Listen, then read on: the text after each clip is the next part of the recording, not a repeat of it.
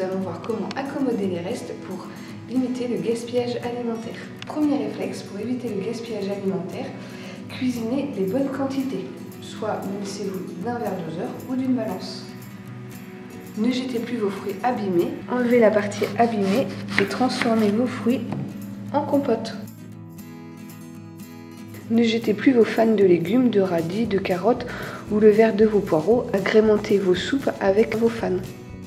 Vos carottes sont toutes défraîchies. Pour leur redonner leur côté croquant, coupez-les en morceaux et mettez-les dans un bol d'eau que vous placerez au réfrigérateur toute une nuit.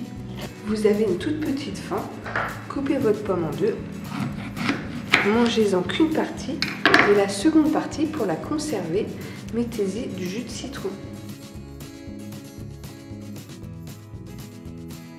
Pour consommer votre pain rassis, vous pouvez déjà le transformer en grille au petit-déj. Sinon, transformez votre pain en petits croûtons pour assaisonner une soupe par exemple, que vous pouvez faire revenir dans une poêle avec du beurre et les condiments de votre choix. Sinon, le pain rassis peut être utilisé en chapelure. Donc pour cela, il vous suffit de prendre un pilon et un bol et de concasser le pain que vous pourrez utiliser pour remplacer de la farine. Enfin, cuisinez le traditionnel pain perdu. Pour cela, il vous faut des œufs et du lait pour faire la préparation. Une fois votre préparation faite, vous pouvez y mettre votre pain. Une fois bien imbibé, vous le faites revenir avec du beurre dans une poêle. Assaisonnez à votre convenance, soit en sucré, soit en salé. Les restes de viande, conservez-les au réfrigérateur dans une boîte hermétique. Découpez en morceaux et vous pouvez les utiliser pour une quiche, pour composer une salade fraîche, pour un coulis de tomates et même un haché parmentier.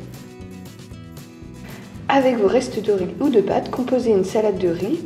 Vous pouvez cuire des pâtes en gratin ou encore inventer un risotto en cuisinant le riz avec des légumes, de la crème et du parmesan. Ou sinon, cuire un riz au lait aromatisé à la noix de coco ou à la vanille. Voici une recette pour agrémenter vos restes alimentaires, une tarte au poireau.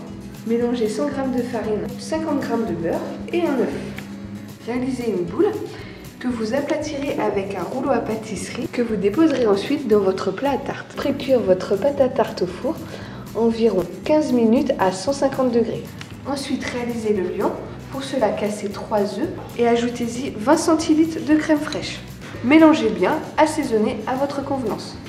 Stylisez le blond du poireau en petits morceaux. Faites revenir vos poireaux. Placez le reste de viande dans le fond de votre tarte et ajoutez-y la préparation que vous avez faite avec les œufs et la crème fraîche.